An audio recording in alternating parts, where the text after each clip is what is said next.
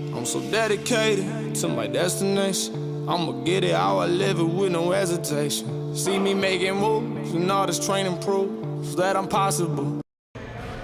Welcome to the MLXT YouTube channel. This is Micah Lancaster, and of course we are in the series of how to train beginners, grades 1 through 4, or just simply the beginners of the game. And we're gonna do this one dealing with our med grip ball.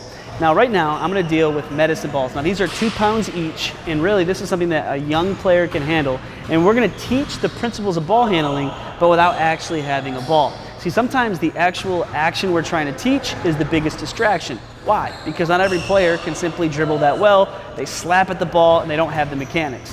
And so by dribbling basketballs or grip balls in the same way, we're gonna start simulating those mechanics.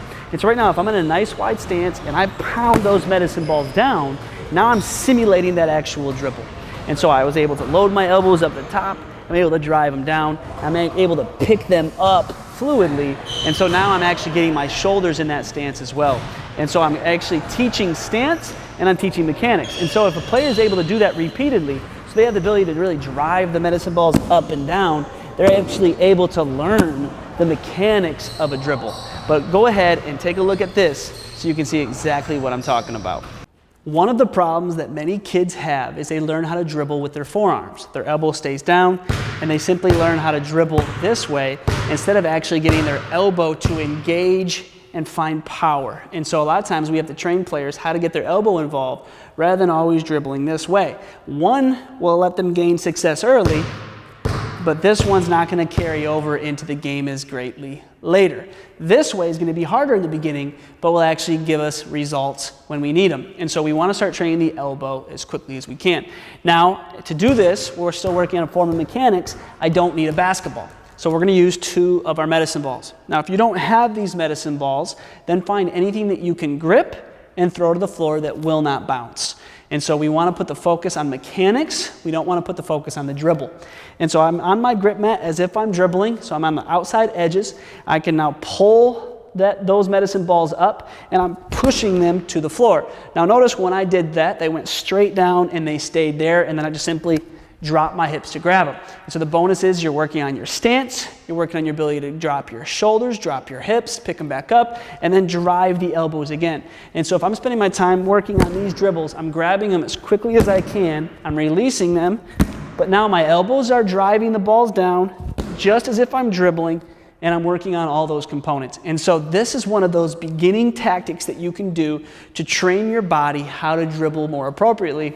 And if you really think about it, we'll start building into a 2-ball dribble later on. So even if you're a kid who can't dribble 2 basketballs yet, not only are you working on the mechanics of one hand, but you're also preparing yourself to really progress into 2-ball dribbling later. And so what I want you to do is really focus on repping out about 10 as quickly as you can. And so I drive the elbows up, pick them up, rise my levels, focus on power and dropping your hips. And so you have a lot of components. Do those as hard and aggressive and as quickly as you can. And then you'd rest for a few seconds and then just simply repeat it. And so that's going to be a ball handling series that's going to equip your body. Now this is 2 pounds. And so you can start building some really key components to your hand strength, your body strength, your arm strength, and of course, if you need to replace this with anything such as a bag of sand, whatever you can even think of in order to do this, that's fine. Just make sure it's not going to bounce. It's in a controlled environment, because bottom line is we need to train our elbows and our body, the mechanics for our ball handling later.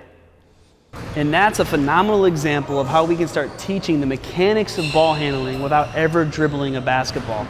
It gives us the ability to load our elbows. It gives us the ability to drive the elbows down. It teaches our body those low stances. It teaches dribble placement in front of our body rather than dribbling on the sides of our feet. And so through this process, you're really learning everything that you'll need to learn for ball handling to make sure that we actually have those mechanics with our elbows, we have the follow through, we have the body position, and we have the stance. See, a lot of times it's the simulations of movement that's going to make the biggest difference. So when we're teaching young players how to dribble, don't always put a basketball in their hands. Find something that they can throw down and pick up. Even if you don't have medicine balls, find something that can simply be placed down, because now you have the ability to simulate those things for them, strengthen their hands in the process, and essentially teach them how to dribble the basketball through that action. Of course, if you like content like this and you want to see more, make sure that you join us next week by making sure that you're subscribed. And always, we appreciate your engagement. Like and comment on these videos and ring the notification bell so you don't miss next week's beginner program as we take a look at another topic that you can do with beginners in grades 1 through 4. I'll see you guys next week.